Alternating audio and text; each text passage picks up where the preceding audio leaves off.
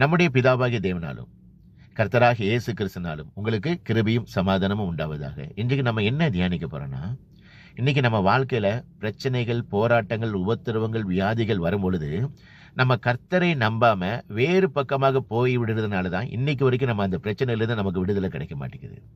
கர்த்தர் நம்மகிட்ட எதிர்பார்க்கிறது நம்ம கர்த்தரையே நம்பி இருக்கணும். கர்த்தர் மேலே நம்ம விசுவாசமாக இருக்கணும். கர்த்தரே எப்பொழுது நம்ம சார்ந்து இருக்கணும். அப்பொழுதுதான் அந்த பிரச்சனைகள், போராட்டங்கள், உபத்திரவங்கள், வியாதியின் மத்தியிலிருந்து நமக்கு ஒரு விடுதலை கிடைக்கும். இதை குறித்து தான் வேத வசனத்தின் அடிப்படையில் இன்றைக்கு நான் உங்களோட தியானிக்க போறேன். ஆபகுக்கு 3வது அதிகாரத்தில் சொல்லப்பட்டிருக்கிறது, அத்திமரம் துளிர் விடாமல் போனாலும், திராட்சை செடிகளில் பலம் உண்டாகாமல் போனாலும், ஒலிவ மரத்தின் பலன் அற்று போனாலும், வயல்களில் தானியம் விளைவியாமல் போனாலும், மந்தையிலே ஆடுகள் இல்லாமல் போனாலும், தொழுவத்திலே மாடுகள் இல்லாமல் போனாலும், நான் கர்த்தருக்குள் மகிழ்ச்சியாக இருப்பேன். என் ரட்சிப்பின் தேவனுக்குள் எப்பொழுதும் களி கூர்ந்து மகிழ்ந்து களி கூறுவேன். இந்த நம்பிக்கை, விசுவாசம் உங்ககிட்டயும் என்கிட்ட இருக்கணும். அதை தான் கர்த்தர் எதிர்பார்க்கிறார். எபிரேயர் 12வது அதிகாரத்தில் சொல்லப்பட்டிருக்கிறது, ஆகையால் மேகம் போன்ற இத்தனை திரளான சாட்சிகள் நம்மை சூழ்ந்து கொண்டிருக்கிற பாரமான யாவற்றையும், நம்மை சூழ்ந்து நிற்கிற பாவத்தையும் தள்ளிவிட்டு விசுவாசத்தை துவக்குகிறவரும் முடிக்கிறவருமாகிய இயேசுவை நோக்கி நமக்கு நியமித்திருக்கிற ஓட்டத்திலே பொறுமையோடு ஓடக்கடவோம். உங்க எல்லாருக்கும் தெரியும் யோபு பட்ட கஷ்டங்கள். யோபு பட்ட கஷ்டங்களை கொஞ்சம் கூட நீங்களும் நானும் இந்த உலகத்தில் இதுவரைக்கும் நம்ம பட்டது கிடையாது. எல்லாவற்றையும் இழந்து உபத்திரவத்தின் உச்சத்தில் நிற்கும் பொழுது யோபுடைய ஸ்டேட்மெண்ட் என்ன தெரியுமா? கர்த்தர் என்னை கொன்று போட்டாலும் அவர் மேல் நம்பிக்கையாக இருப்பேன். நான் முன்னே போனாலும் கர்த்தர் இல்லை, நான் பின்னாக போனாலும் கர்த்தர் இல்லை, நான் வலது பக்கத்திலே அவரை பார்க்க முடியல, இடது பக்கத்திலே அவர் ஒளிந்திருக்கிறாரு, ஆனாலும் நான் போகும் வழியை அவர் அறிவார்.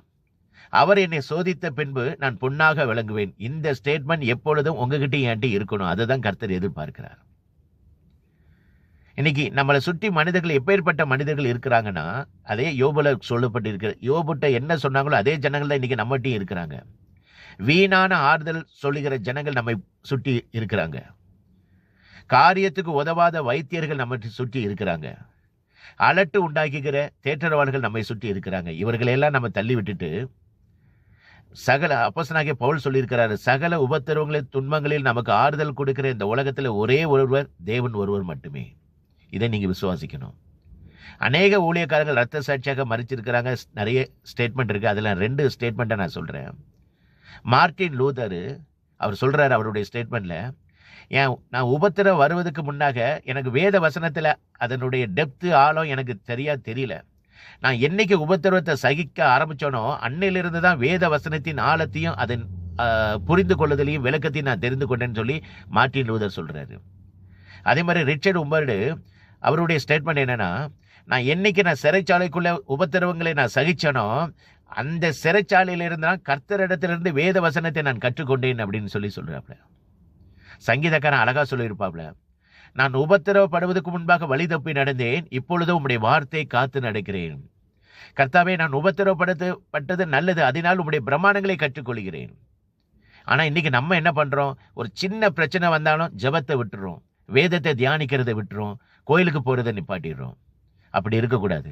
என்ன இன்னைக்கு நீங்க கேட்கிற இந்த வீடியோ கேட்கிற இந்த உலகத்தில் உங்க வாழ்க்கையில என்ன பிரச்சனைகள், போராட்டங்கள், கவலைகள், கடன்கள், வியாதிகள் இருந்தாலும் கர்த்தரையே நம்பிருங்க, கர்த்தரையே சார்ந்திருங்க. இந்த உலகத்தில் இந்த பிரச்சனையிலிருந்து, உபத்திரவங்களிலிருந்து, வியாதியிலிருந்து விடுதலை கொடுக்கிற ஒரே ஒரு தெய்வம் கர்த்தராக இயேசு கிறிஸ்து ஒருவர் மட்டுமே.